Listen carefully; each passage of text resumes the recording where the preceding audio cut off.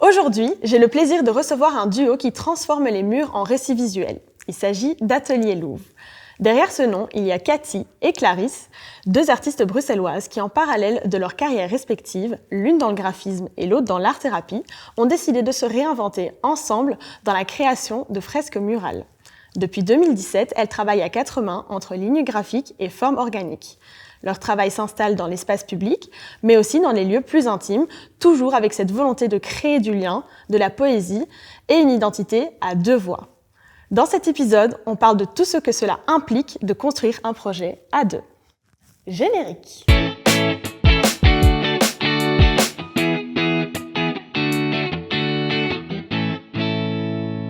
Je vous retrouve aujourd'hui dans le deuxième épisode de Cap Atelier. Je suis super contente de vous avoir avec moi aujourd'hui. Alors, je vous ai brièvement présenté, mais moi, ce qui m'intéresse, c'est de savoir comment vous vous êtes rencontrés, quelle était votre relation avant de commencer l'Atelier Louvre et qu'est-ce qui vous a donné envie, finalement, de commencer ce projet toutes les deux? Bonjour Laura, moi c'est Cathy. Nous, on s'est rencontrés dans une école supérieure qui est l'école de la Cambre. Et moi, j'étais dans l'atelier de graphisme, de communication graphique pour être exact. Clarisse dans l'atelier de gravure. Et on se côtoyait dans les couloirs de la Cambre, à la cafette. On se connaissait de vue sans plus. Et après nos études à la Cambre, donc on a fini la même année. Clarisse, elle est partie vivre à Paris. Moi, je suis restée ici à Bruxelles. Et étrangement, le fait qu'elle parte à Paris, ça nous a aussi rapprochés parce qu'on est restés en contact et quand j'allais à Paris, j'allais la visiter et du coup, notre amitié s'est renforcée, a commencé à grandir. Et suite à ça, Clarisse, elle est restée 10 ans, je pense, à Paris. Oui, une dizaine d'années. Donc ça a duré 10 ans. Donc là, on est déjà 10 années plus tard. Et elle est revenue vivre en Belgique et là, on est devenus super potes. Et comment vous êtes arrivés finalement donc, de vous retrouver amis et puis maintenant binôme professionnel à faire des fresques murales qui n'est quand même pas à la base votre domaine? Comment vous avez été amenés à en discuter et à lancer ce projet? Je pense qu'on avait donc toutes les deux notre carrière professionnelle et finalement chacune a un job où on travaille, toi vraiment graphiste pour un client et moi c'est vrai que je suis beaucoup plus dans le travail et l'accompagnement artistique, donc en art-thérapie. C'est vraiment pouvoir donner aux personnes d'autres moyens d'expression, mais donc vraiment à m'occuper d'autres personnes. Et je pense qu'on a voulu créer un projet en parallèle pour nous, mais aussi nos projets sont tellement différents qu'on a vite compris que nos différences pouvaient se compléter dans certains projet artistique. Et on avait toutes les deux le désir de travailler dans un projet collectif et purement artistique à notre compte, pour nous. Moi, je sais que le nom Atelier Louvre a une signification derrière, mais est-ce que vous pourriez expliquer pourquoi vous avez appelé ce projet comme ça? Ce nom, déjà, on l'a très vite trouvé. C'est un nom féminin. Un peu sauvage, mais c'est surtout un animal qui vit en meute. Et donc c'est pour ça qu'on a vraiment choisi ce nom-là. Il y a aussi ce côté un peu maternel et protecteur qu'on aimait beaucoup aussi dans ce nom-là. Donc c'est pour ça qu'on a tout de suite choisi ce nom. Et c'est vrai que c'est hyper intéressant parce qu'il y a 3 ans, j'ai lancé Cap Atelier et la première personne que j'ai interviewée m'a vraiment dit et a insisté sur le fait que lui ne pouvait pas travailler en duo, que c'était hors de question. Et là, c'est vraiment intéressant de voir que pour vous, justement, c'est ce qui fonctionne. Qu'est-ce qui fait que ça fonctionne aussi bien entre vous? Moi, soyons clairs, si j'avais dû lancer Atelier Louvre seul, je n'aurais jamais osé. Vraiment. Et c'est le fait d'être avec Clarisse, donc d'être à deux qui nous permet d'oser. Parce que si je fais une bêtise, c'est pas moi qui l'a fait, c'est nous deux qui la faisons. Donc c'est beaucoup plus simple.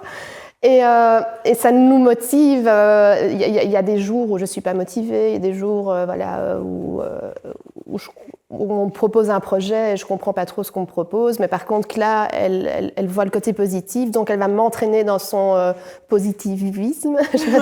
Et du coup, je vais être entraînée là-dedans et ça donnera un résultat génial. Donc, c'est le fait d'être à deux, on se porte mutuellement. Bah, c'est cool parce que vous êtes vraiment du coup un moteur l'une pour l'autre, quoi. Oui, vraiment, c'est vraiment ça qui nous pousse tous les jours. C'est vrai que on réfléchit à des gros projets dont on n'avait pas forcément les capacités. Et c'est vrai qu'en pensant collectif, à deux, on va d'office trouver les moyens de les réaliser. C'est vrai que ce qui est fou, je trouve, avec vous deux, c'est que vous faites au final un boulot où à la fin, on a l'impression qu'une seule personne a travaillé là-dessus, mais vous avez quand même chacune votre identité personnelle. Comment vous arrivez à mettre chacune votre touche tout en ayant au final un résultat hyper uniforme? Mais finalement, oui, c'est vrai qu'on a deux styles différents dans nos métiers, parce que je suis graphiste, donc moi je fais les choses sur l'ordinateur, tout est très propre, vectoriel, voilà, c'est nickel, alors que Clarisse, elle est plus dans la peinture, elle aime expérimenter, elle aime se salir, et justement c'est en mettant les deux ensemble qu'on arrive à un style comme celui qu'on a. Donc nous, on travaille sur une tablette pour créer nos œuvres, donc ça reste du vectoriel, mais après le fait de les mettre sur des murs, là, on se salit avec la peinture et ça devient plus l'aspect de Clarisse. Donc c'est vraiment... C'est vrai que de là ce que vous me dites, on dirait vraiment que le mot qui pourrait vous décrire le mieux, c'est la complémentarité, que vous êtes vraiment ultra complémentaires. En fait, les forces de l'une et les forces de l'autre ensemble, c'est ce qui crée au final Atelier Louvre, quoi. Le fait que toi, tu sois peut-être un petit peu plus scolaire et un petit peu plus graphique, et que Clarisse, ce soit justement un petit peu la folie, l'esprit créatif qui, au final, vous réunit dans ces sublimes fresques colorées et magnifiques que vous faites, quoi. Oui, et souvent, d'ailleurs, quand on fait un projet, quand on commence le projet vraiment, il y a d'abord l'idée, déjà on en discute. Et c'est vrai que le fait de pouvoir en discuter à deux, ou de parfois ne pas être d'accord non plus, permet de ne pas s'arrêter à la première idée, en fait. Donc peut-être que l'une de nous va avoir une idée, puis l'autre va venir rediscuter cette idée. En fait, c'est aussi une négociation à deux qui doit se faire, et c'est une évolution à deux. Donc il y aurait la première idée, peut-être que seul on s'arrêterait directement, ok, super, j'ai une idée, c'est bon, je la mets en place. Finalement, à deux, on va devoir discuter, trouver un entre-deux, se mettre d'accord. Et donc, le processus est parfois plus long, mais je pense qu'il est très complet. Et ça, c'est méga intéressant parce que tu parles du coup de discussion, de négociation. Comment vous faites quand vous arrivez à un conflit ou à une situation où, par exemple, il faut vraiment que vous discutiez parce que vous n'êtes pas sur la même longueur d'onde, vous n'avez pas le même avis. Comment vous gérez ce genre de situation ?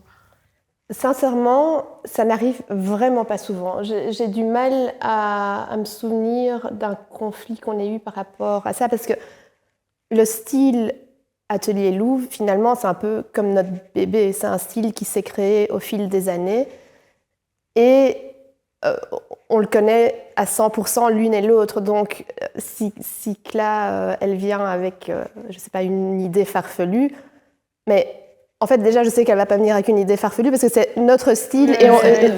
Oui, c'est vrai que ça peut. Mais par exemple, voilà, si on a un projet, ça arrive parfois qu'elle me dise, tu vois, la forme, et il y a 50 formes sur le projet, mais je vais directement voir de quelle forme elle parle parce que je sais ce qui va bugger dans le projet. Donc, vous avez vraiment appris à vous écouter et à vous comprendre profondément. Donc, du coup, vous comprenez en un claquement de doigts. Exactement, même en un regard parfois. C'est génial. Et comment est-ce que vous répartissez les tâches au sein de votre projet ? Quels sont un petit peu vos points forts à toutes les deux ? Mais on pourrait croire que moi, comme je suis graphiste, je fais tout ce qui est sur tablette et Clarisse se concentre plus sur la peinture, mais c'est pas du tout comme ça. Ça dépend vraiment des projets. Donc il y a des projets où Clarisse est plus motivée que moi, par exemple, et donc elle va se lancer, elle va créer parce qu'elle a plein d'inspiration, et d'autres projets où ça va être le contraire. Donc on est les deux axés sur la tablette, sur la peinture. Je pense pas qu'il y en ait une. Non, alors à part l'administratif, c'est plus ça. Et financier. Et encore, oui, comme tu dis. Et ça a été pour, au début de votre projet, trouver directement des personnes qui vous font confiance parce que c'est vrai qu'assez rapidement, vous avez travaillé même pour la STIB. Oui. Donc, c'est quand même un énorme projet. Comment vous avez fait pour arriver à trouver ce genre de clients, quoi. Au début, les projets qu'on a faits, les tout premiers projets, on les a faits pour des amis. On leur a demandé, donne-nous ton mur, qu'on expérimente, ou sur des vitrines de magasins. Et puis rapidement, on a eu une opportunité de pouvoir faire des murs pour la Affordable Art Fair, qui est une foire d'art à Tour et Taxi qui a lieu chaque année.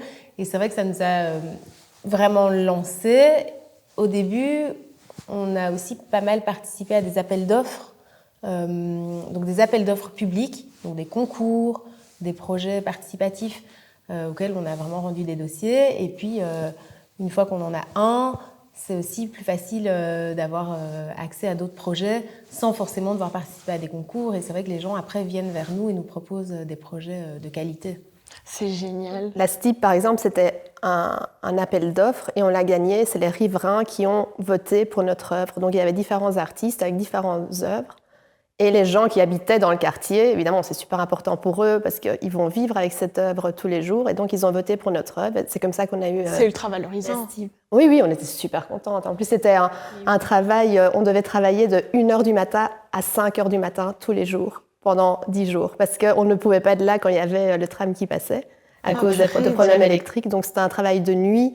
Vraiment, c'était super gai, mais c'est hyper enrichissant, surtout au début, comme ça. Vous pouviez pas rêver mieux, quoi. Oui, surtout qu'en plus, quand on intervient dans l'espace public, finalement, on intervient sur des murs qui appartiennent à tout le monde. Donc, on va venir mettre notre peinture, mais finalement, une fois qu'elle est faite, elle ne nous appartient plus du tout. Et c'est vrai qu'elle appartient aux riverains. Et donc, il y a aussi... C'est important que ça plaise aux personnes qui vont vivre avec cette fresque et qui soient OK avec ce projet parce que souvent, on arrive, on vient, on peint. Ça peut aussi être un peu intrusif. Donc, c'est bien que les riverains puissent aussi donner leur avis et qu'ils soient dans le projet en amont. Et ça se fait de plus en plus aussi. C'est génial. Et là, je vais faire un petit coq à l'âne. Mais comment est-ce que... Ça se dit, un coq à l'âne ? Oui. Ah, voilà. C'est du coq à l'âne, j'aurais dit. Voilà. En gros, évidemment, vous êtes un binôme professionnel, mais à la base, vous êtes quand même amis. Est-ce que ça veut dire qu'à côté du boulot, vous continuez à vraiment tout couper et passer des moments juste entre vous en tant qu'amis ? Ou est-ce que parfois, c'est ça la difficulté, justement, c'est de sortir un peu du côté business ? Ah non, nous, on est amis, on part en vacances ensemble, on a notre groupe d'amis, on fait beaucoup de choses ensemble. Donc, et vous arrivez à couper, quoi. On coupe. On parle rarement travail quand on est au resto avec nos amis. Là, on est parti en vacances dernièrement, on devait rendre une fresque, donc on s'est mis un peu de côté pour travailler dessus. Mais non, on arrive à couper, à faire Vous êtes le binôme parfait, quoi. Il n'y a pas de faille chez vous. C'est dingue. Mais je crois que nos différences font que on n'est pas sur les mêmes... En fait, on travaille ensemble, mais on ne marche pas l'une sur l'autre. Il n'y a pas aussi de problème d'ego. Parce que dans l'art, ce n'est pas toujours facile non plus. Parfois, on a une idée et on a envie de la mettre en pratique. Et on arrive à ce que chacune puisse avoir sa place et à pouvoir créer, mais sans s'écraser. C'est génial. Et si là, maintenant, vous deviez, par exemple, vous rencontrer deux amis qui veulent lancer un projet et vous devez leur donner 5 conseils pour que leur binôme fonctionne. Alors 5, hein, peu importe le nombre, mais si vous deviez citer des choses qui, pour vous, sont vraiment essentielles pour que le binôme fonctionne. Moi, je dirais que c'est important déjà d'avoir le même investissement, tant dans la motivation que dans le temps, que dans le financier. En fait, c'est d'être égal. Ça, je crois que c'est très important. Si on a une qui va donner beaucoup plus de temps ou qui va investir de l'argent ou qui va... Enfin, là, il y aura, je pense, un déséquilibre. Ce qui est important, c'est d'avoir vraiment la même notion d'investissement. Et pour toi ? Apprendre à s'écouter, parce que c'est vrai que, surtout dans le milieu de l'art, le style évolue. Nous, ce qu'on faisait il y a 7 ans, c'est plus du tout la même chose que ce qu'on fait maintenant. Et il y a 7 ans, on a commencé à faire des fresques. Moi, je me voyais faire la même chose tout le temps. Mais non, évidemment, Cla, elle est venue avec des idées, avec des couleurs. On faisait tout en noir et blanc au début. On n'osait pas la couleur. Mais c'est vrai, Oui. c'est vrai, parce que le piano, il était tout en noir et blanc. On n'osait pas toucher à la couleur. Puis, petit à petit, on a mis une couleur, puis 2. Maintenant, c'est que des couleurs partout. Il n'y a plus rien en blanc. Et ça, c'est... Voilà, en s'écoutant, Cla, elle avait envie de faire autre chose, donc je fais oui, pourquoi pas. Donc c'est vraiment le fait de... Après, ça c'est dans tous les domaines en soi. Hein. Enfin, Oui. L'écoute, on s'en rend pas compte, mais c'est hyper important, d'autant plus quand on est en duo comme ça dans un projet. Mais c'est vrai que peu importe le projet, même si on est tout seul, il faut savoir être à l'écoute des autres, des clients d'ailleurs aussi, parce que quand vous avez des demandes, évidemment, vous avez votre propre opinion, mais il faut aussi suivre, je suppose, ce que le client attend un petit peu de vous. Est-ce que vous avez déjà été dans des projets où vous l'avez fait, mais c'était pas tout à fait comme ça que vous l'auriez fait de vous-même? Très rarement, parce que les gens qui nous contactent connaissent notre style, ils savent ce qu'on fait, et c'est pour ça qu'ils nous contactent. Donc pour avoir une fresque Louvre et pas une fresque d'un autre street artiste. Ça arrive parfois que les gens, ils ont une idée de... Ils veulent qu'on intègre, je sais pas, un élément dans la fresque. Si cet élément ne nous correspond pas, on va l'écouter, on va faire un projet et on va faire une fresque avec cet élément et une fresque sans cet élément. Parfois, il y a des contraintes et on est obligé de faire avec. En effet, ça arrive qu'on doive intégrer des choses qui nous demandent ou des couleurs qui nous demandent et on aurait peut-être préféré autre chose. On va toujours être à l'écoute, même si on va clairement essayer de justifier nos choix et nos souhaits. Maintenant, il faut être à l'écoute. Ça reste une commande. On travaille quand même souvent pour des projets chez des particuliers. Et donc les particuliers. C'est vrai qu'à ce moment-là, vos boulots respectifs vous aident, non? Parce que toi, du coup, dans l'art-thérapie, comme tu as accompagné des artistes, tu peux plus facilement peut-être comprendre aussi où est-ce que le client veut en venir, etc. Et toi, justement, avec ton côté graphiste, tu sais quelle couleur associer, tu sais, ok, là, il faut peut-être ajouter encore un truc parce qu'il manque un peu de quelque chose, parce que tu vas voir cet ensemble, en fait, que peut-être que moi, je ne verrai pas puisque j'ai pas du tout cet œil graphique, quoi. Oui, tout à fait. Et c'est vrai que ce que tu dis par rapport aux clients et à leur souhait, par exemple, de mettre certaines couleurs, parfois, c'est pas des couleurs qui nous branchent, mais en les intégrant à la fresque, à la fin, on se dit « Ah, mais finalement, on a bien fait de mettre ces couleurs et on a bien fait de changer et de sortir de notre zone de confort parce que ça nous aide. » Enfin, on crée des choses totalement différentes qu'on n'aurait pas osé faire. Mais parfois, c'est vous qui êtes en fait étonnés. Ah oui, tout à fait. Tout à fait. Parfois, il y a des fresques où on se dit oui, enfin, on ne sait pas trop. Et on l'a fait, on fait waouh, heureusement qu'on l'a faite parce que ça donne super bien. Oui. Et ça vous donne des idées, du coup, pour les prochaines fois? Exactement, oui.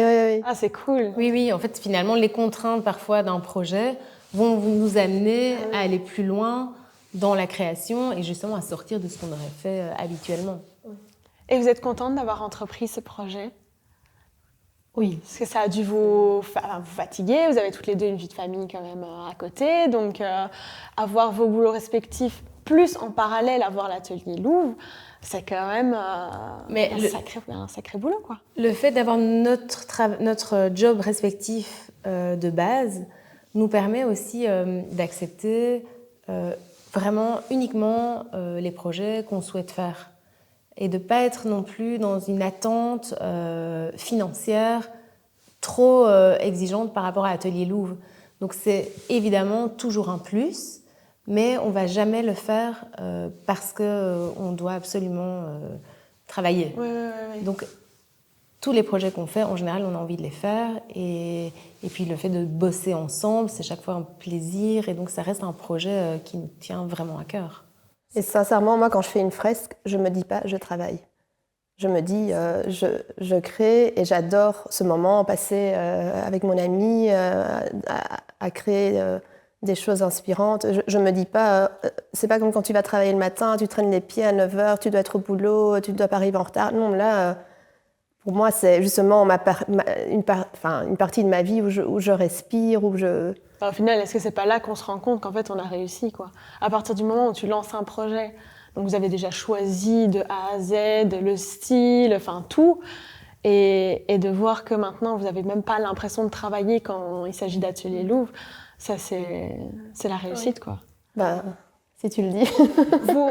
Vous le recommanderiez à d'autres personnes de se lancer dans un projet, bon, pas le même, évidemment, hein, pas vous copier, mais de se lancer dans un projet comme ça? Toujours. Enfin, il faut toujours se lancer dans tous les projets. Si tu as un rêve, vas-y, fonce. Bah, au pire, tu te casses la gueule, c'est pas grave. Tu referas un autre projet.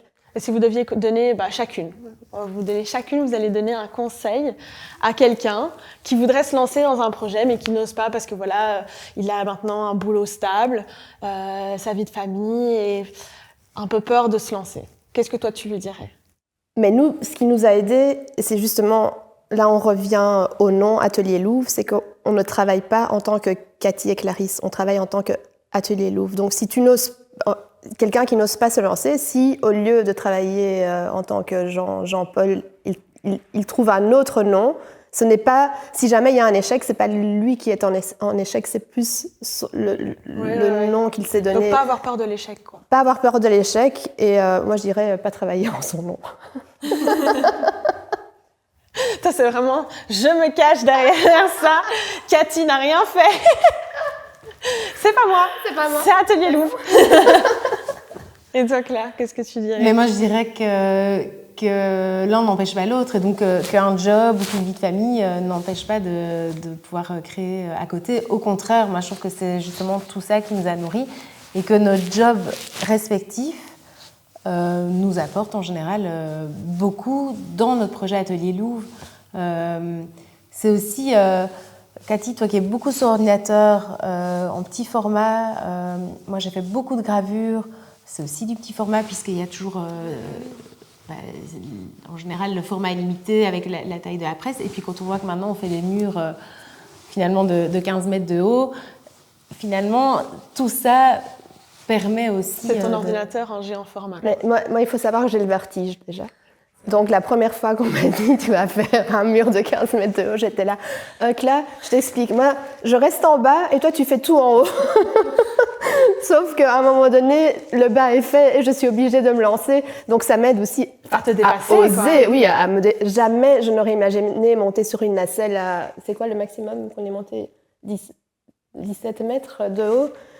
Enfin, oui, attaché avec des harnais, machin. Enfin, jamais, j'ai vraiment le vertige. Donc, mais bon, voilà, à un moment donné, ou bien on bosse, ou bien on bosse pas. C'est génial. Après, moi, je suis tout à fait d'accord avec vous. Il faut se lancer, et même si on a un truc à côté, moi, je trouve qu'au contraire, c'est stimulant, c'est challengeant. Ça te pousse à toujours aller plus loin, chercher plus haut. Donc, Et ça, c'est aussi le fait d'être deux. Si moi, en tant que Cathy, on m'avait proposé de faire une fresque de 17 mètres de haut, j'aurais dit non. Mais non, j'ai le vertige, je peux pas. Alors que là, justement, elle a aucun souci avec ça, donc elle fait évidemment qu'on va la faire. Et bon, là, je dois suivre, je vais pas rester à la regarder sur un... En fait, ça vous amène à toutes les deux sortir de votre zone de confort. En fait, toi, comme Clarisse, c'est magnifique, quoi. Et ce qui est cool aussi, c'est que d'un endroit à l'autre, vous arrivez à vraiment adapter pour pas que ce soit un copier-coller. On reconnaît votre patte, mais c'est pas la même chose partout, quoi. Chaque endroit a son âme, quoi. C'est vrai qu'on a un style bien défini, mais il y a aucune fresque qui est pareille parce qu'on s'inspire du lieu, on s'inspire de l'atmosphère, de notre humeur aussi du moment, des clients qui nous contactent. Donc oui, travailler dans un appartement, c'est différent que travailler. On va faire en juillet, on va faire un beach club, par exemple. Donc ça n'a rien à voir. Et par exemple, pour ce beach club, on s'est inspiré du lieu, du couleur du sable, de la végétation qu'il y a autour. Donc c'est pour ça que chaque fresque est différente. Ouais, ça c'est. Ouais. Donc vraiment, je vous invite tous à aller suivre Atelier Louvre sur Instagram. Je ne sais pas si vous avez TikTok d'ailleurs maintenant. Faudrait vous y mettre, hein. On devrait s'y mettre, Laura. Oui. En plus, vous avez la chance de pouvoir juste poser le téléphone, vous filmer. En plus, vous êtes deux, donc vous pouvez vous filmer l'une l'autre. Mais on va te demander quelques conseils. Mais en tout cas, vraiment, je vous invite à aller voir ce qu'elles font parce que c'est vraiment génial. Et je pense que là, en plus, vous avez entendu ou vu, pour ceux qui regardent sur YouTube, à quel point ce duo est complémentaire et beau à voir parce qu'on voit que vraiment vous êtes des amis. Je suppose que même vos clients vous l'ont déjà dit que on voit vraiment la symbiose entre vous deux, quoi. Enfin, franchement, vous êtes trop chou. Ça me fait bizarre de vous dire ça parce que pour le coup, Cathy, je la connais depuis que je suis née, en fait. Ah bah super, le coup de vieux là.